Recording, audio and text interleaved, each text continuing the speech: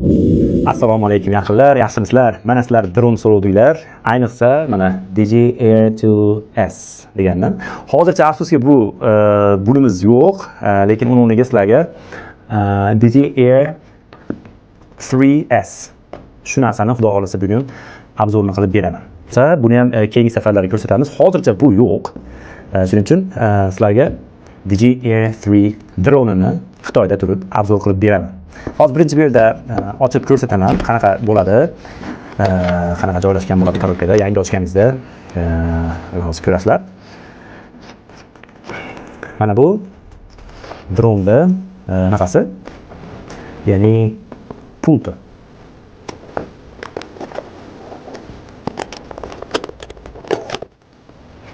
Taxminan shu holatda stoplari qo'yib bor. Mana pulti. Qanaqa bo'ladi? Dahshat. To'g'ri? Mana endi dron dozini ko'rsataman. Mana qanaqa holatda ishlayapti dronimiz.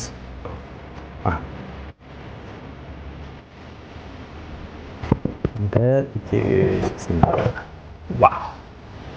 Dahshat. Mana uxlayotgan qushga o'xshaydi to'g'risi. Yo, uxlayotgan ariga o'xshaydi. Wow, qarang. Ochamiz.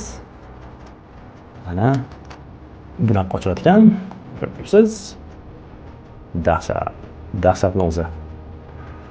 Mana sizga dronda eng zo'ri. Bundan zo'rlari bor albatta, lekin menga juda ham yoqadi shu bo'lsa. Mana ko'rib turibsiz.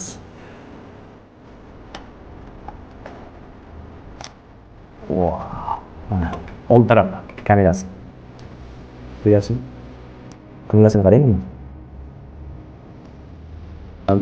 Bu qancha kilometrga odatda ucha oladi? Tepaga hisoblasak, vertikal holatda 100 metrdan oshiq har xil mamlakatlarda har xil chegaralar qo'yilgan bunga. Masalan, Xitoyda 100 metrdan teparoqqa uchirish mumkin ekan. Taxminan 120 metr shunaqa. Keyin buni yaxshiroq pulti bor ekan va bu pultidan ko'ra dronni qo'yamiz. Mana ikki xil pulti bor. Mana bu pultiga ko'rsak, bunisi oddiyroq pult ekan. Buni egasi yaxshiroq pult olgan. Shu pult orqali bu yana ham advanced yaxshiroq ishlaydigan, yana ham teparoqqa, yana ham uzoqroqqa ketadi. Masalan, bu yoqqa gorizontal holatda ketadigan bo'lsa, 10 kilometrga to'g'ri bora oladigan dronimiz. Shu pult bilan bemalol 10 kilometrga bemalol sayohat qilib, videoga olib kela oladigan. Xo'p, yaqinlar, endi hozir buni tashqariga olib chiqib, bitta sinab beramiz. Bir sifatini, holatini birga ko'ramiz. Ketdik. Dronimiz yondi. Tayyorlanyapti uchishga.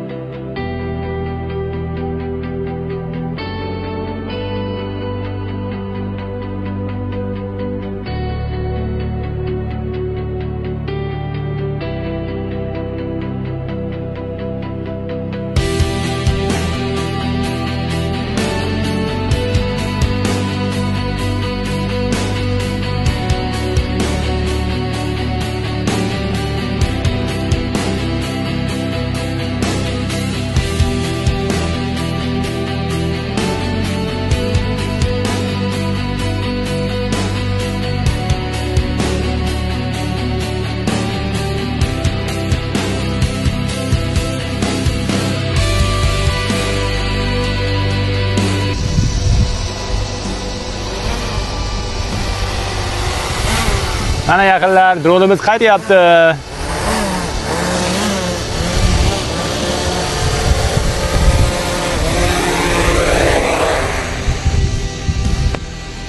Mana dronimiz maza qilib uchdi o'zi ham ko'rganinglardek. Dunyolarni ko'rib kelyapti.